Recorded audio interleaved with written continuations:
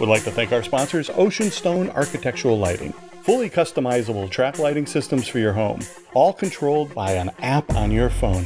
From individual lights to full color spectrum of lights, it's easy to use. You can set timers for special events or seasonal lighting, and what I find really cool are the preset patterns and animation. To get a free quote for your home, go to oceanstonelighting.com. Welcome to the Quick Tap Rugby Outlier podcast. I'm Nate Augsburger. I'm CJ. I'm Chef Rock. The podcast that brings you an elite perspective into MLR rugby. Welcome back, ladies and gentlemen, to another episode of Quick Tap Rugby Outlier podcast. I'm your host, CJ, and I'm joined today again, another week of quarantine with my main man. Let me just put it this way.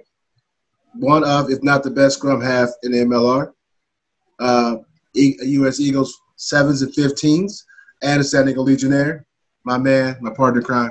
Proud one. Augsburger. What's up, Nate? Proud Legionnaire, man. Proud Legionnaire. It's good to be back on, guys. Good to be back on. Let me get my notes for my next host, because he's a long list of stuff I got to say. Celebrity chef, the host of a TV series launches soon on Roku channel, Amazon Prime. He actually has a show on right now on Instagram with another chef, right? Correct. Amazing celebrity chef, Chef Rock. What's up, my brother? How you doing, man? How you guys doing? I miss you guys. A group hug. I mean, yeah. It's been too long. Listen, let's start the show off really quick. We got Nikki coming on from the San Diego Region. You know, we were doing a fundraiser to raise money for food and feed San Diegans because, you know, through this quarantine, a lot of people not working and all that stuff, and then a lot of people are suffering. So we decided to do a fundraiser. So we're going to have Nikki come on right now and talk about where we at in the stage of raising money, how much money we raise, and what our goal is. This fundraiser ends soon, so we're gonna need your support. We're gonna need people to get out there and support. You know, so please welcome Nikki Pena of the San Diego Legion right now. Nikki. Word. Hi, how's it going? Hey, Nikki. So give us the update, what's going on, and where we are, and how we're doing, and you know, let our listeners know that what the effort they're putting in is paying off. Yeah, so things are going really well. We are just shy of our $5,000 goal that we initially set before this. I think right now, last I checked, as of May 19th, we're at $4,457 raised for the San Diego Food Bank. So that's, you know, definitely going to go a long way for our local community here in San Diego. And so there's still about 10 days left to donate. We're closing it on May 29th. And, you know, at this point, we're just working towards our stretch goal. And who knows? Let's see how close we can get to $10,000. We got to make this final push, man. We got to go overboard here. Kudos to everybody who's been a part of it, though. Exactly. Man, filling up people's hearts, filling up people's bellies, you know? I mean, the San Diego Food Bank needs our help. It's stretched to the limit. There's more and more people needing food that didn't really need it before. So, it's good. Feels good to help out. You know. No, good job, Nikki. Man, I feel good that we're almost our original goal. And when we set a goal, you know, you want to at least get close to it or attain it. Now it looks like we can actually go over that goal and get further down the road. So Nikki, what else can we do? I mean, we're reaching out to everybody we possibly can. And is there anything else we need to do? We're doing promos, putting up pages on Instagram, and you know, Nate's been doing a couple of promos, getting a lot of views and listens and likes and. So is there anything else we can do to kind of drum up some more excitement for this cause? Yeah, definitely. I mean, I would say just, you know, send personal notes to people you know who might, you know, have the financial capability to donate. You know, everyone kind of has their own financial situation at this point, given what's happening in the world. But, you know, I'm going to send personal emails to, you know, my network and just, you know, help spread the word that way too. But it's pretty exciting to see how much just our Legion fan base and, you know, with Quick Tap's help, we've been able to get more people to support this really great cause. That's awesome. That's awesome. Our pleasure. Well, actually, Nick, we'll have you come back on and when we get closer to the end and you'll get the final push, you know, and really talk about it, and hopefully we'll get there. I got my fingers crossed. I know my mom even said she was going to donate. I was like, whoa. All right. That's a good thing. You know what I'm saying? So I know. Twist somebody's arm, man. Twist somebody's arm. Don't be shy. Yeah, really. You know? Absolutely. So thank you, Nikki, for coming on, sharing it. Thank you, Nikki. We look forward to having you back as we continue to continue this progress down the road to meet our initial goal, 5,000, and to exceed that goal. Of course. Maybe we can, I can jump back on and we can help pick the winners that way too, because there's going to be some good prizes and stuff for people with Nate's famous autograph on there. So all right. Nate is very popular. Yeah. All right. Thank you, Nikki. Really appreciate it, my friend. Thank you. Thanks, Thank you. All right. You guys have a good one. Appreciate you. Ladies and gentlemen, our listeners, please, like we were just saying, get out there, open up your wallet a little bit. I know that you might be struggling, but you know what?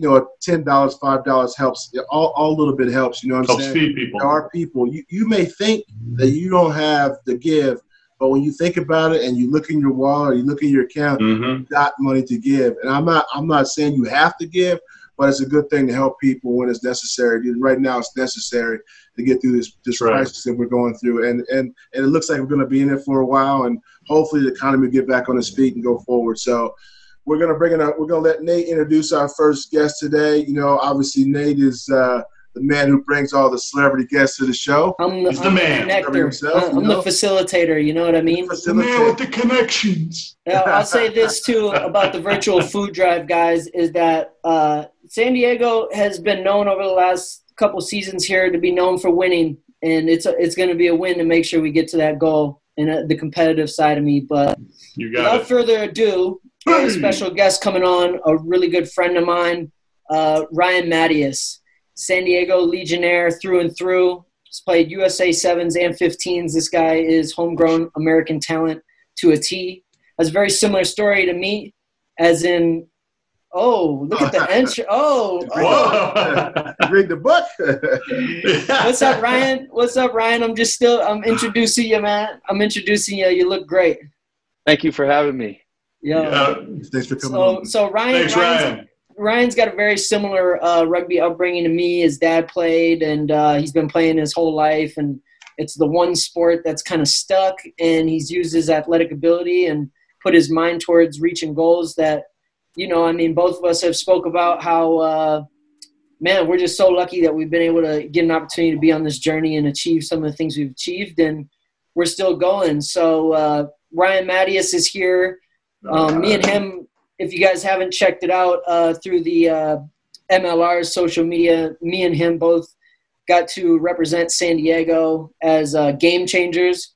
And I know Ryan is very proud of that. And to be fair, he's probably done a lot more game changing for the San Diego rugby community, let alone the type of guy he is in growing the game and growing the community. And Ryan, I actually wanted to guide you into just kind of talking about your impact on the game, but also maybe a bit of a great opportunity to talk about your time spent with Coach Dave Sitton at Arizona. I think he was a coach. Dave Sitton has passed away. He was the Arizona Wildcats collegiate rugby coach. And he was a very, very well-known, prestigious, distinguished coach. And he was very well-known, and Ryan got to play underneath him at Arizona. So, nice. Ryan, take the floor away, man. Enlighten us. Let us know what's up. Oh, man. First of all, it's great to be on here. It's an honor and a privilege. When Nate got into saying, hey, I'm thinking about doing a podcast, I'm like, dude, you got to do it, man. You got everything that it takes, and I believe in you 100%. And here we are at episode number 8, and I'm just like, man, I get to be on this thing. This is so cool. So it's exciting because, when you believe in people, good people, and it's amazing to see their hard work come to fruition. So with that being said, I guess Nate kind of introed me. My dad played rugby. My first memory as a kid was at a rugby field, watching my dad play. Grew up in Tucson, Arizona, went to the University of Arizona, played under Dave Sitton. Dave Sitton started the club. Must have been back in the 70s, 80s. He came over here. He was a college baseball player, didn't work out, and then started getting into rugby. And Dave went on to be an announcer for Major League Baseball. He was the voice of University of Arizona basketball. He did Arizona football as well. And just a big picture guy. Dave loved the sport. He brought so much attention and a lot of he was involved in getting some tournaments going on here in Tucson and really starting the rugby movement in Arizona. And so I was fortunate enough to play at the University of Arizona at his last year coaching after before he had passed away, and I had moved on to USA Sevens. But Dave was a huge influence for me in the coaching world, along with Salty Thompson. And the way he treated people, I mean, he great story. We're sitting there freshman year, and this is kind of his famous speech. He goes, we're sitting around, there's 170 some odd kids in this room, and he goes, gentlemen, look around. He goes, unfortunately, half of you won't be here next year. You'll realize, you like school too much, or girls, or all the other stuff that can drag you away in college. Partying in Arizona. We're both. Yeah. And he goes, but for the men that do stick around, take a look around this room, because your groomsmen are in this room right now. And it's a telling tale through and through. You look at guys who play rugby. I mean, you build some of the best friendships and bonds that there is. And that's one thing that separates this sport from any other sport. I mean, the true camaraderie and respect, and it brings people together, and it brings good people to the sport. So I'm glad we now have you, Chef, and CJ joining the sport, joining the ranks of the Legion, and it's exciting. We're learning. Hey, right, CJ, we're learning. Hey, that putting a fire in our bellies there, Ryan. It's good, man. It's good stuff. Get the goosebumps out. Hey, everybody in my line at my wedding, I played rugby with. Everyone. There was 9 of us. There was 9 of them. Nate was one of them. Yeah, sport is definitely a way for people to come together and connect. And when you play sports, no matter what sport it is, you make friends for life, because you're in the trenches with them. You got to trust them. You got to believe in them. And they got to believe in you. So, and rugby is one of those sports. Obviously, I'm learning it takes a little bit more trust than other sports, but it's appreciated to have friends like that in the sport you play with. You have memories forever. Ryan, I'm glad you mentioned that, because I was thinking of that this morning, going, what are we going to talk about today? It's the brotherhood. I mean, I still keep in touch with guys I played Sandlot baseball with, that I grew up with. I mean, with my brother, myself, my real brother, Dave, every day during the summer we were playing baseball with whoever, or then in the fall it was football.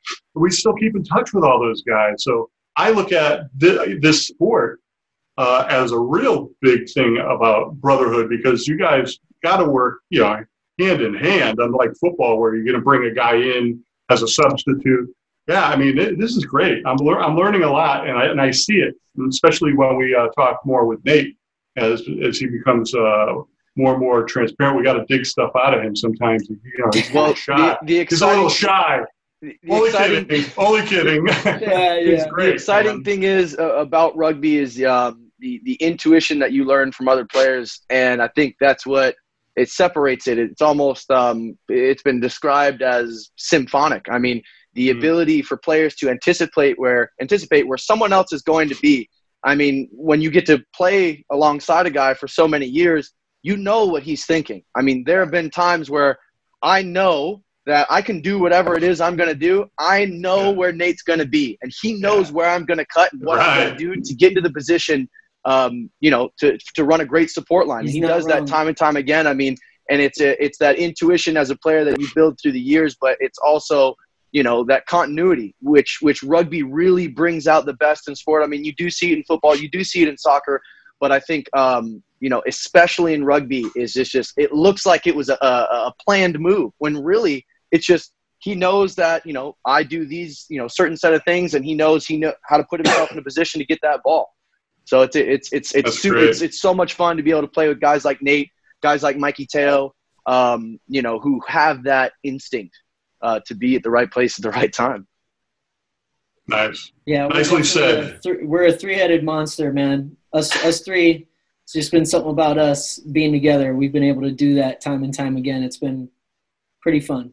And that's what makes it fun to watch, because I remember the first game CJ and I went to, we were lost. I mean, we didn't know the rules, but we're watching the game, and we were enthralled with the fact that you guys – remember, CJ? How'd that guy how did he know he was behind him? You know, and he just passed the ball casually. And it's like you said, it's symphonic. It's a symphony. I mean, you know, this guy knows what that guy's doing. It was fun. We were like, wow, this is cool. We like this game. Yeah. What's it feel like having rugby grow in America and being part of a league that's growing to expand rugby in America? I mean, I'm almost at a loss for words in ways. I get quite emotional about it because it's just something that has always been the centerpiece of my life. I mean, I decided at 12 years old I wanted to be a professional rugby player, and I didn't care how I was going to do it. I was going to make it happen. But as a goal, I've always had this, and Nate and I have had this conversation quite a few times, and other American rugby players or USA Eagle players. But the goal has always been go overseas. Because when we were a kid, that's the only professional rugby that was around. And to now be able to see kids growing up and go, I want to play for the San Diego Legion. Right. I mean, we're right here in the backyard. So to be a conduit to that is so exciting. I mean, I traveled, you know, everywhere I could to try and go to rugby camps and get high performance knowledge. And I would go to Cal rugby camps. I went there for 5 years. One time I took a Greyhound bus to Seattle to go to a youth rugby camp because I was that hungry for knowledge. And it's so exciting. I mean, and I say that, you know, not that, you know, not like a woe is me, but in the fact that like those are the lengths some people had to go to get further rugby knowledge. I mean, Nate had to, you know, uproot and move to New York City and, you know, work his butt off and work a job and train 3 times a day and commute and pay for it. And you know, it's exciting to see that kids nowadays, they have it right here in front of them. You know, we're you know, there's Eagle Impact Rugby Academy, there's Nike camps, there's Rhinos Rugby Academy, there's Atavis Rugby Academy, and many more. You've been coaching for the Mustangs youth in our backyard here in San Diego. Exactly. You know, which has been a great club side here that's going to grow some really good talent. And they have produced some talent. I mean, guy on our team, Aaron Mitchell, you know, I mean, and San Diego Mustangs have a rich, you know, history. Oside. Shout out to Oside. You know, they have a rich history of bringing some quality players through, but coming back is kids have those clear defined avenues now where it wasn't, you know, you got to try and, hey, should I go and move to this place? Or, hey, what do you think I should do? And now it's like, no, there's, you know, here's a professional team right here. You know, we're defining those pathways and giving kids those opportunities like, hey, here's this rugby team. This guy's going to teach you what you need to learn. And here are the steps to get to the next one.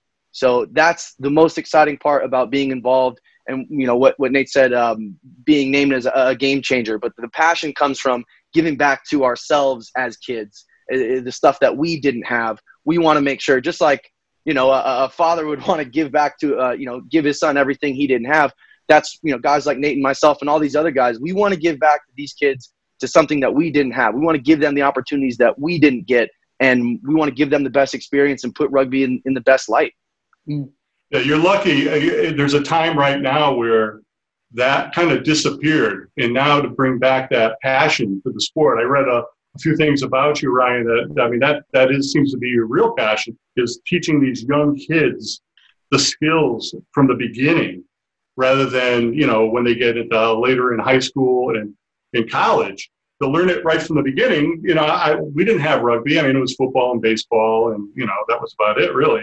And to have that knowledge at an early age, yeah, you can inspire some kids to go all the way through college and into the leagues again, like you guys did. And it totally reminds me of our episode with Ma and how he described the build of New Zealand rugby out there. And it's like, dang, if we can kickstart something here, there's no doubt that everybody knows that the USA can be a tier 1 nation that could do amazing things in rugby, and the MLR. I mean, let alone that professional league could totally take off, you know, after its infancy. So, you know, being the bricklayers or the pioneers, it's not.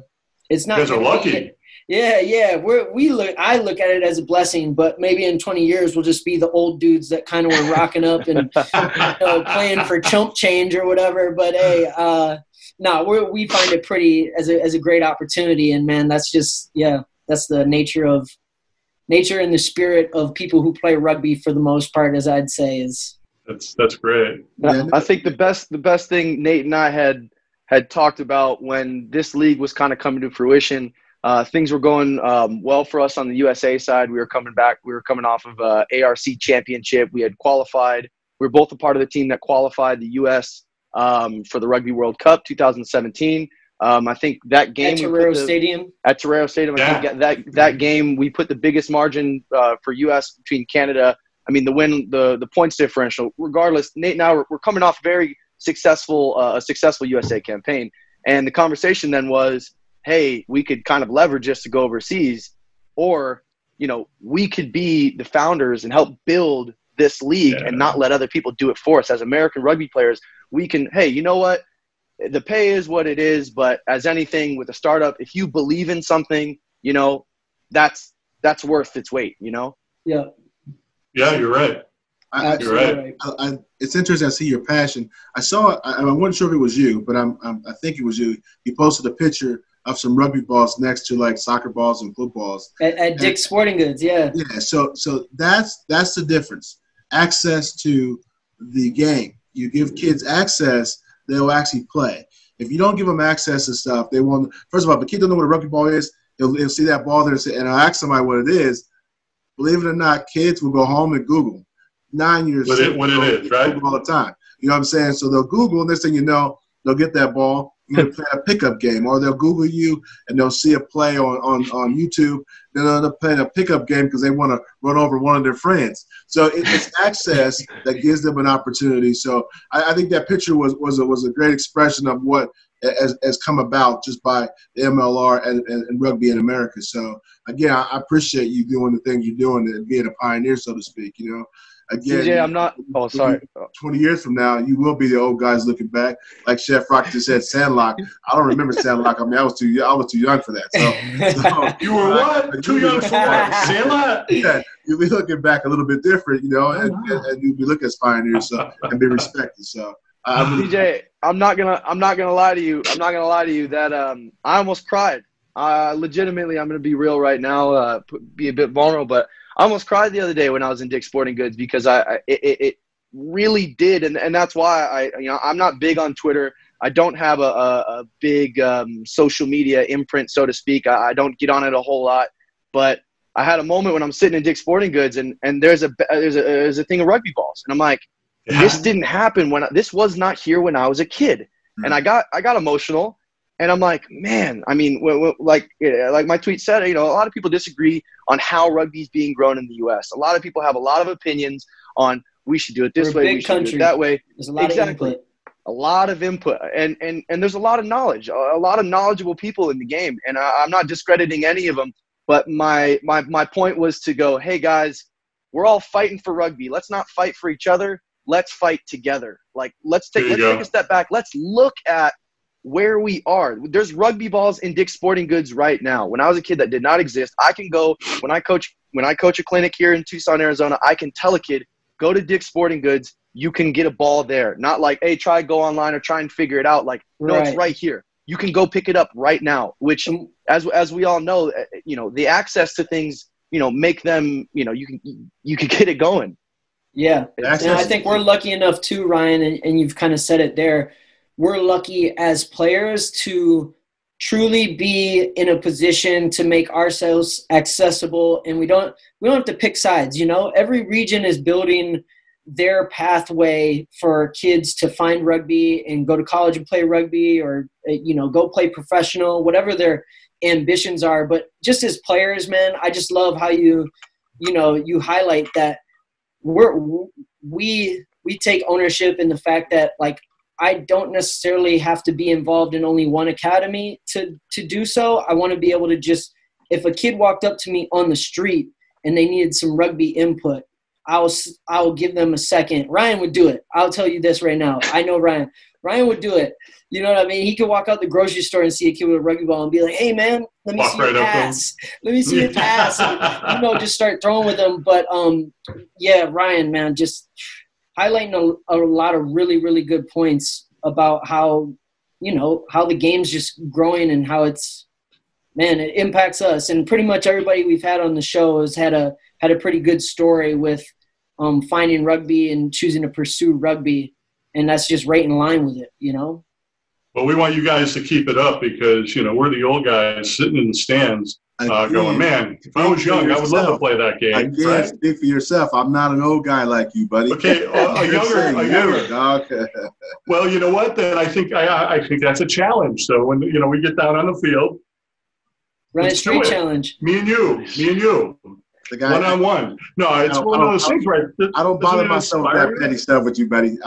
Hey, CJ, I bet back in your day you could have stopped someone on the try line first. Oh, I bet. I will say I was pretty decent back in the day, but now I'm a mature man, and I don't do those physical things anymore. Can't roll around in the grass with you, Chef. He's not going to do it. I'll need help getting back up. That's the problem. So listen, I wish I could go out there and play still. So Ryan, here's the thing. We always, you know, for us, we get people on the show that talk about rugby, and you're the one. I'm being honest with you. You seem to be the most passionate about rugby and about rugby in America and about being homegrown and stuff. What doing this with Nate, playing with Nate, what's that mean to you? Because he's American too, and trying to build with you and on the same team with you. And sharing those moments, what's that really mean for you? Oh man, I mean, there's no, you know, I won't shy away from showing my love to the brother here. You know, I mean, it's special when you get an opportunity to play alongside someone and who works, you know, so hard, is a dedicated, passionate man on and off the field. I mean, to his sport, to his marriage, to his religion. It's great because you don't come across a lot of people like that, and to be able to, you know, play alongside someone with those passions, and you know he's going to give 110% every single time, whatever it is. If he's going to run a sprint, you know he's giving 110. If it's a defensive session, you know Nate's coming. Like there's no ifs, ands, buts about it. Like this dude's going to come with shoulders firing in all cylinders. I mean, you better be ready because he's coming to chop. You know, and hey, if it's time to eat, hey, you know Nate Dogg's gonna get down, and you know Chef Smoke's gonna put it down on the grill. Food on the table. Food on the table, exactly. So it's very special to be you know to share. You know, we've been fortunate enough to play on a few teams together. New York Old Blue, San Diego Legion, USA 15s. And it is special. It's something that, you know, I love. You know, there's no secret. I love being a Legionnaire. I love being a part of this team. You know, for the past 3 years. Again, no secret. I'd be on this team until they wheel me off the field. So that's Ryan, what my heart is. Let me chime in on that too, man. Let me chime in on that too, because it's funny. It's like things happen sometimes in the moment. Me and Ryan connected on a try during the Rugby World Cup qualifier, and we spoke on it. We blew Canada out. All right, it's the first time America qualified for the Rugby World Cup in the number 1 spot, and Canada didn't.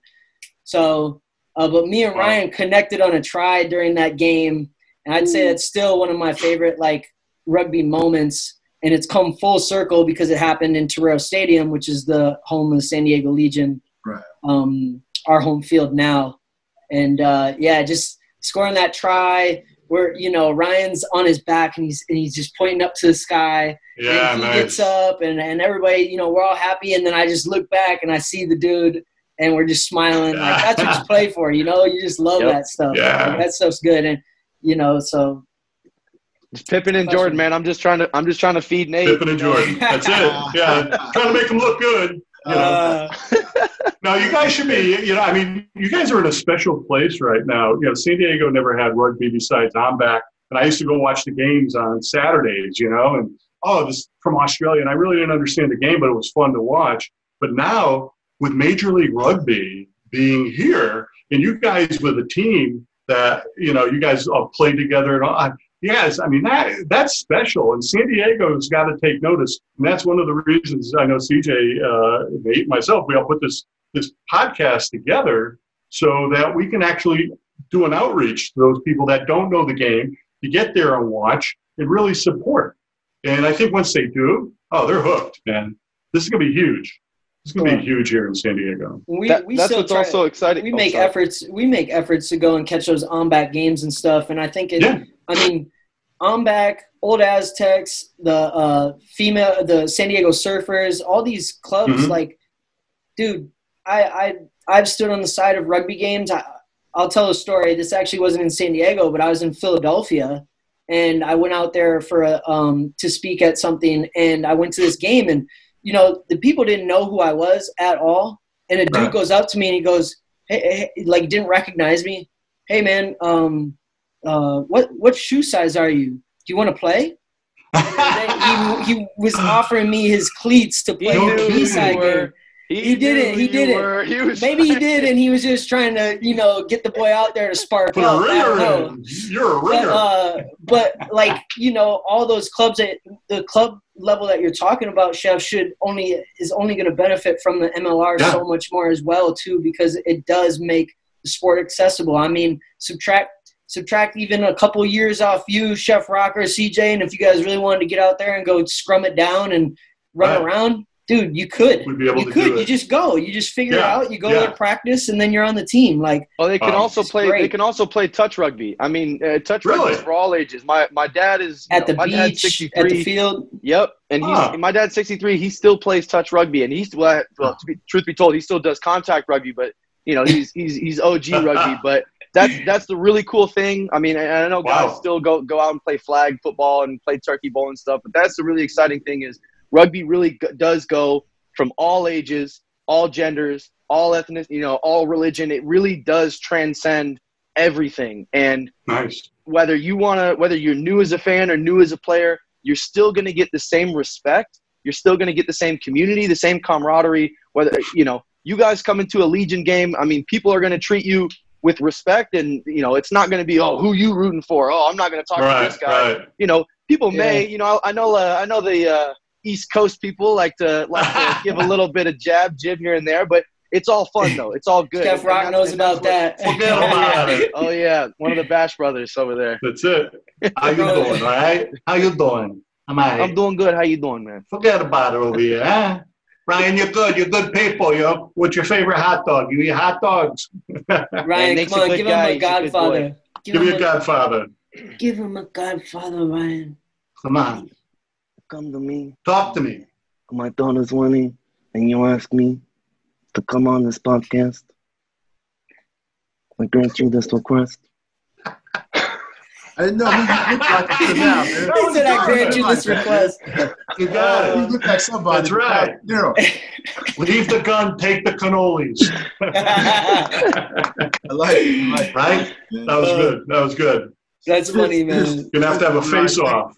What else you got to give us, Nate? So Ryan is actually the head honcho of Ocean Stone Architectural Lighting.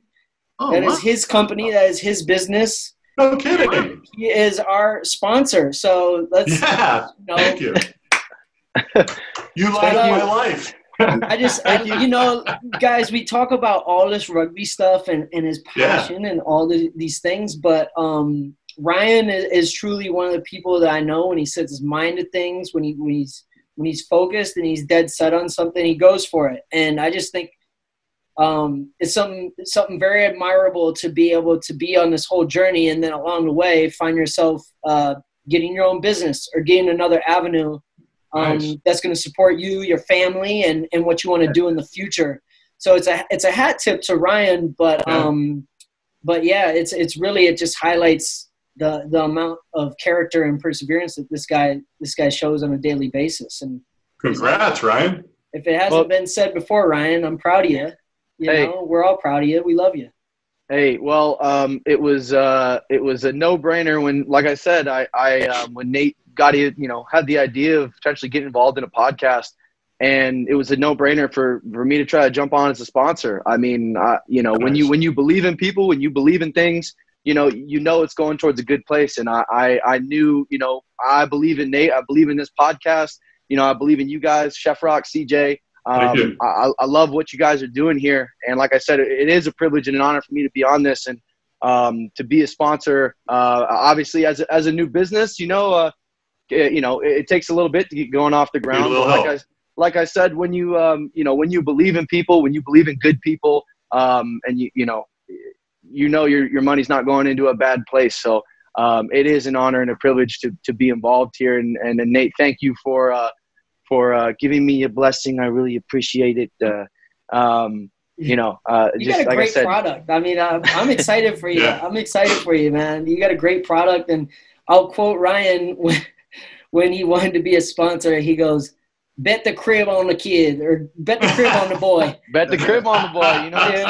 We may be in the hole, but if you believe, you believe in good people, hey, it's worth it. It's worth every penny. It's true. Nice. It's true. Well, thank you. We appreciate it. Thank you for coming on the show. I want to thank you for being a sponsor.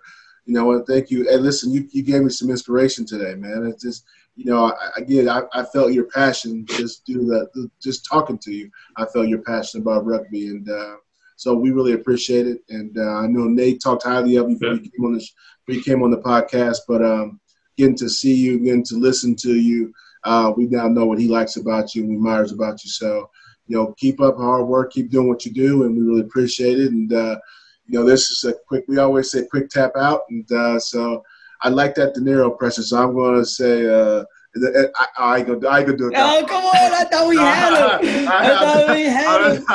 I was gonna try to prove myself. So go ahead. Who are you gonna do? Who are you gonna do? Because he didn't do De Niro. He did Marlon Brando. I know, but it looks like De Niro to me. You know what I'm saying? No, De Niro's like this. Talking to me. Gotta have the ball. How you doing? Again, you see why I didn't do it? Hey, quick tap out, baby boys. Yeah, it's been fun, guys. Thanks. Thank you. Always fun.